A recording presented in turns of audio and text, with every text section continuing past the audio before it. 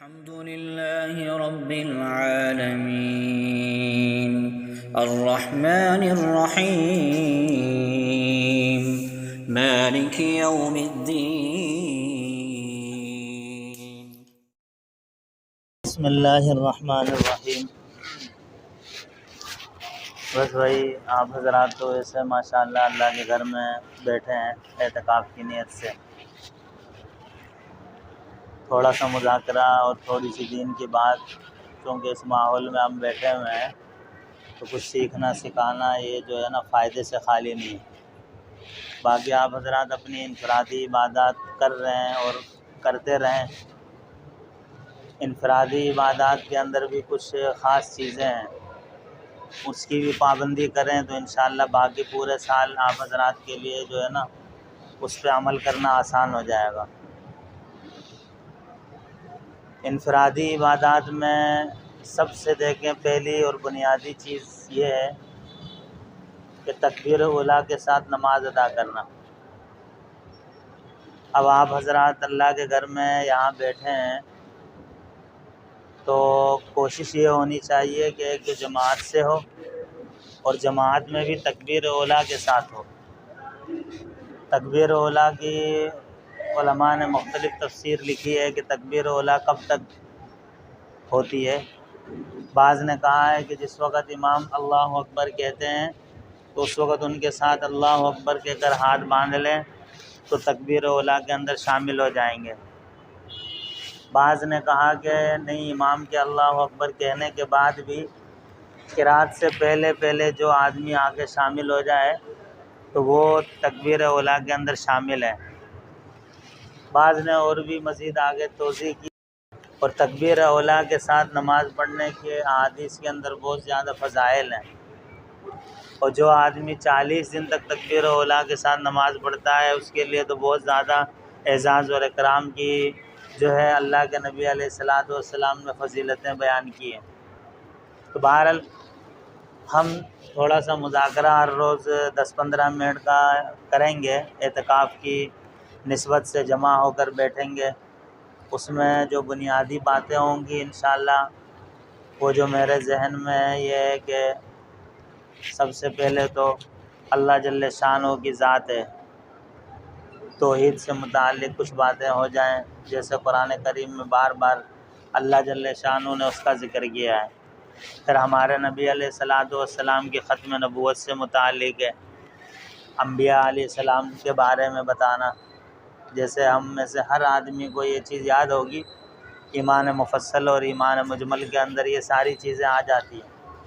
آمنت باللہ و ملائکتہ و کتبہ و رسلہ والیوم الآخر والقدر خیرہ و شرہ من اللہ تعالی والبعث بعد الموت۔ اس کے اندر یہ ساری چیزیں ترتیب سے ہیں، انشاءاللہ اللہ نے چاہا تو یہ 7-8 دنوں میں جو ہے نا اس کا مذاکرہ ہم آپس میں کریں گے۔ ایک تو یہ چیز ہوگی، اور پھر اس کے ساتھ ساتھ جو ہے ضروری جو مسائل ہیں ہمارے زندگی کے، جو ہمارے لیے بنیادی ہماری ضرورت ہے، خاص طور پر جو نماز سے متعلق ہیں، فرائض ہو گئے اور اسی طریقے سے واجبات، یہ 2 چیزیں ضروری ہیں۔ باقی سنن اور مستحبات کے اندر تو شریعت کی طرف سے بھی معافی ہے، باقی ساری چیزیں سنت اور مستحبات میں آ جاتی ہیں۔ اصل چیز جو ہمیں یاد کرنا ہے وہ نماز کے فرائض ہیں اور نماز کے واجبات۔ جس کو یہ یاد ہو گئے تو انشاءاللہ اس کی نماز میں غلطی کوتاہی ہوگی نا تو وہ اس کو سولو کر لے گا، اس غلطی کو سنبھال لے گا۔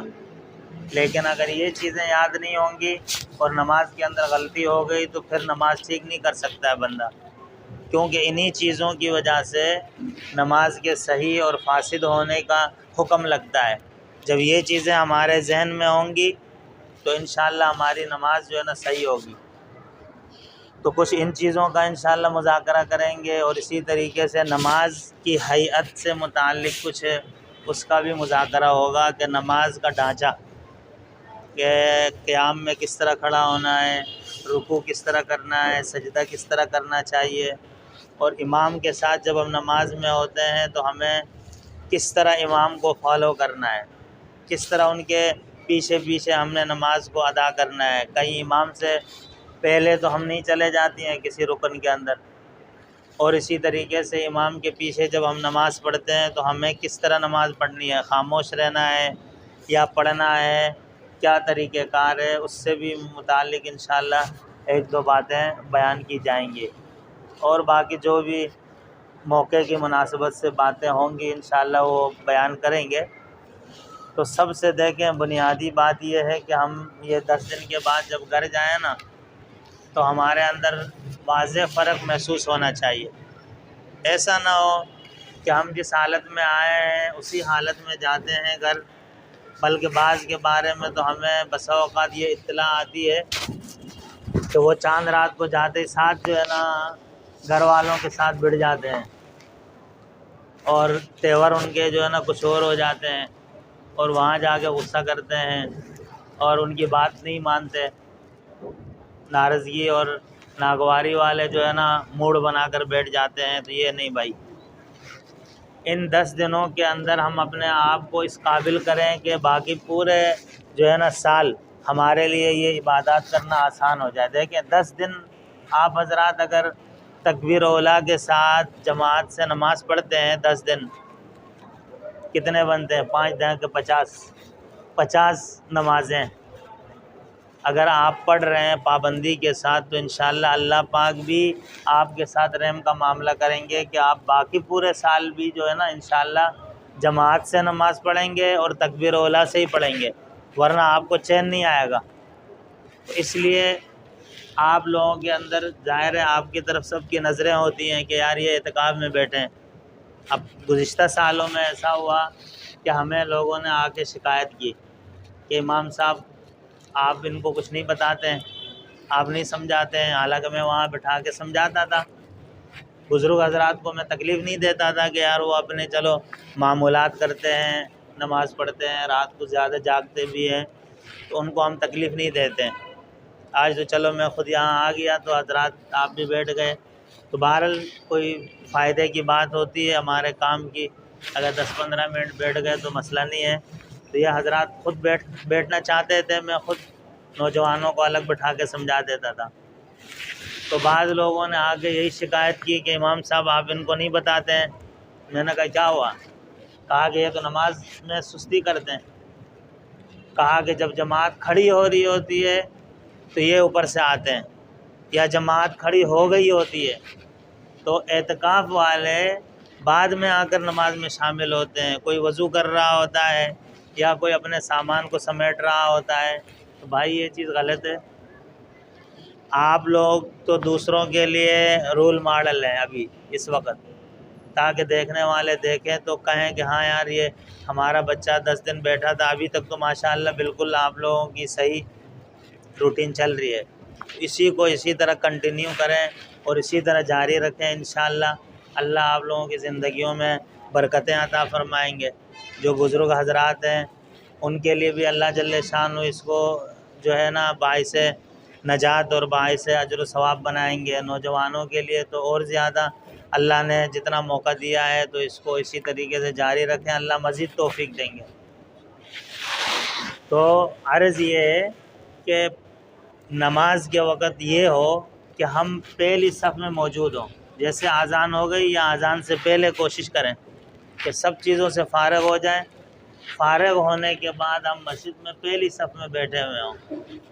تو یہ ہمارے اعتکاف کی انشاءاللہ اللہ کے ہاں قبولیت کی علامات میں سے ہوں گی کہ بھائی معتکف آدمی اذان سے پہلے یا اذان کے ساتھ بہرحال پہلی صف میں موجود رہیں اور تکبیر اولیٰ کے ساتھ نماز پڑھیں۔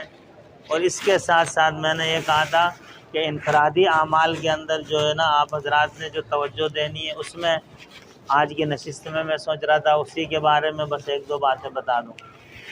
انفرادی اعمال میں پہلی چیز جماعت کے ساتھ نماز ہے اور تکبیر اولیٰ ہے، اس کا اہتمام کریں۔ اور دوسری چیز یہ ہے، تیسری کہ سنتیں اور نوافل یہ پابندی سے پڑھیں۔ سنتیں بھی پڑھنی ہے وہ تو ضروری ہیں، اور نوافل کی بھی کوشش کریں کہ نوافل ہماری پوری ہو جائیں۔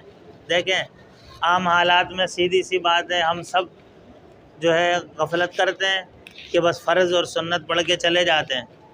کبھی کسی کا موڈ ہوتا ہے، شوق آ جائے تو سنتیں نوافل پڑھتے ہیں، ورنہ اکثر نوافل کی طرف توجہ نہیں ہوتی۔ کچھ حضرات ہوں گے بالکل بزرگ جو نوافل بھی پڑھتے ہیں۔ بعض نمازی حضرات کو ہم دیکھتے ہیں، ہم تو مسجد میں اب ہمارا تو 5 وقت کا جو ہے نا کام ہے، تو ماشاءاللہ اذانوں سے بھی پہلے آتے ہیں یا اذانوں کے ساتھ آ جاتے ہیں، پہلی صف میں بھی ہوتے ہیں۔ تو اللہ تعالیٰ یہ عبادات کو قبول فرمائے۔ تو انفرادی عبادات میں یہ کرنا ہے کہ نوافل کی بھی پابندی کر لیں، حالانکہ نوافل پڑھنا لازم نہیں ہے، لیکن ابھی اللہ نے موقع دیا ہے تو اس میں ہم نوافل کو پڑھیں۔ اس کا فائدہ ہے۔ فائدہ کیا ہے؟ حدیث میں اللہ کے نبی علیہ السلام نے ارشاد فرمایا کہ کل قیامت والے دن جب حساب کتاب ہوگا، اعمال نامے کو پرکھا جائے گا، چیک کیا جائے گا، اللہ کے ہاں دیکھا جائے گا، تو اس میں اللہ کے نبی فرماتے ہیں کہ جس کی فرض نماز کے اندر کمی نکل آئے گی تو اس کو سنتوں سے پورا کیا جائے گا، اور اسی طریقے سے نوافل سے اس کمی کو پوری اللہ جل شانہ فرمائیں گے۔ تو میرے دوستو، جب ہمارے فرض ہی کم نکل آئیں گے، سنت اور نوافل کا تو کہیں نشان ہی نہیں ہوگا، تو ہمارے کہاں پہ اس کمی اور کوتاہی کی تلافی کی جا سکتی ہے۔ اس لیے اللہ نے یہ موقع دیا ہے اعتکاف کا۔ دیکھو بہت سارے لوگ بیچارے کسی پریشانی کے اندر مبتلا ہوں گے، کوئی بیماری کے اندر، کوئی آزمائش کے اندر، کوئی کسی تکلیف کے اندر۔ اللہ نے ان ساری چیزوں سے ہمیں جو ہے نا بچا کر اپنے گھر میں کتنے سکون کے ساتھ رکھا ہے۔ آپ یقین کریں، اللہ کے گھر کا یہ سکون اور چین دنیا داروں کو پتہ نہیں ہے۔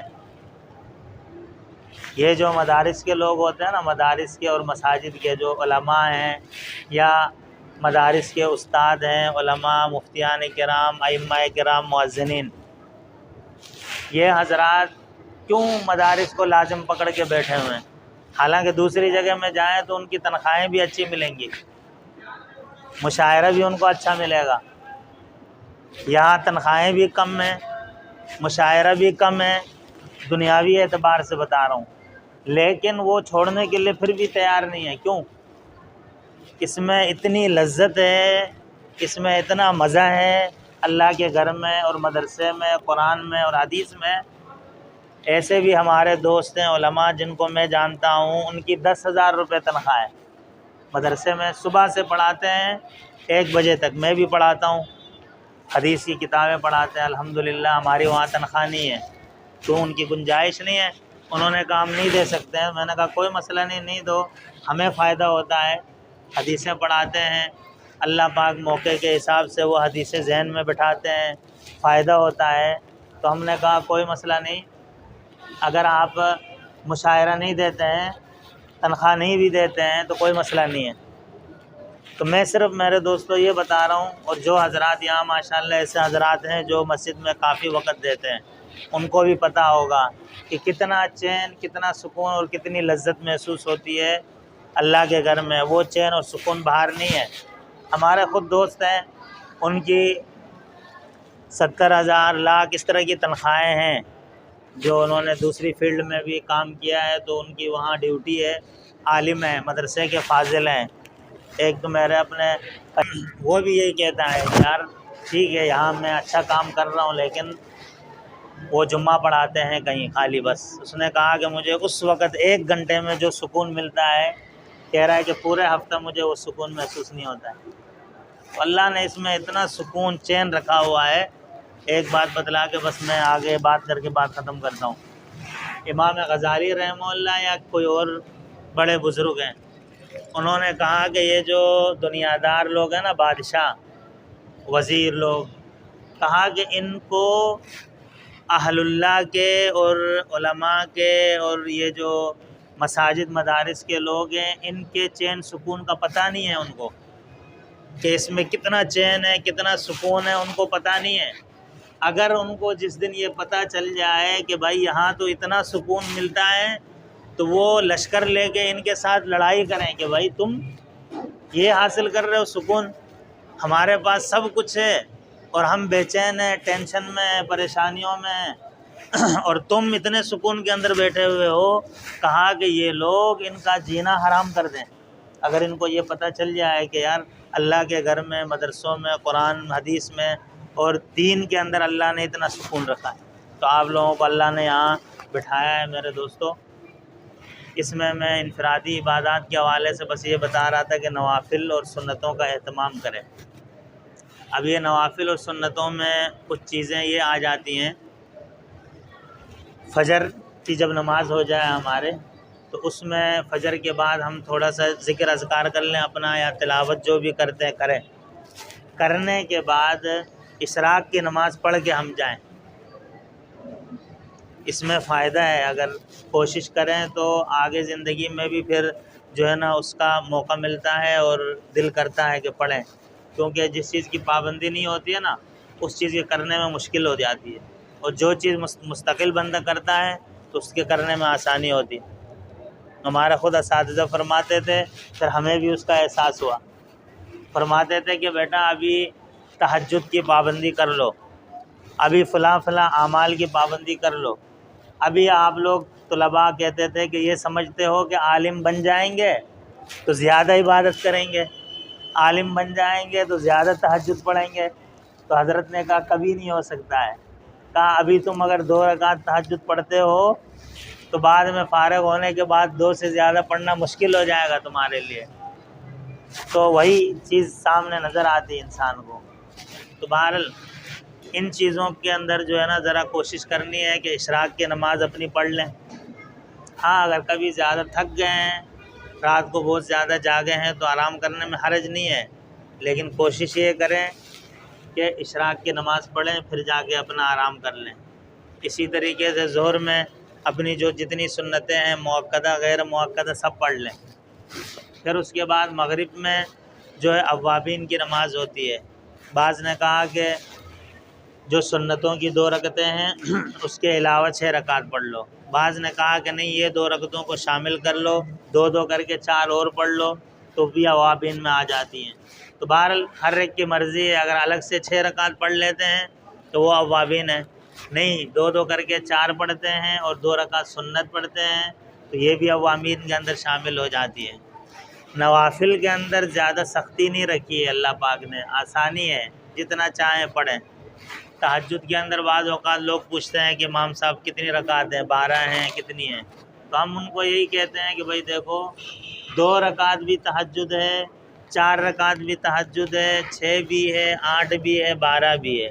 زیادہ ہے 12 تعداد اور کم سے کم ہے 2 رکعت۔ تو اس لیے ہم اس طرح کریں کہ اوابین کی بھی پابندی کر لیں مغرب میں، اور اسی طریقے سے جو ہے نا عشاء کے اندر اپنی نماز پڑھیں، وتر کی جماعت ہو جائے، پھر اس کے بعد اپنے لیے جتنی چاہیں رات کو نوافل پڑھیں، عبادات کریں، کرتے رہیں۔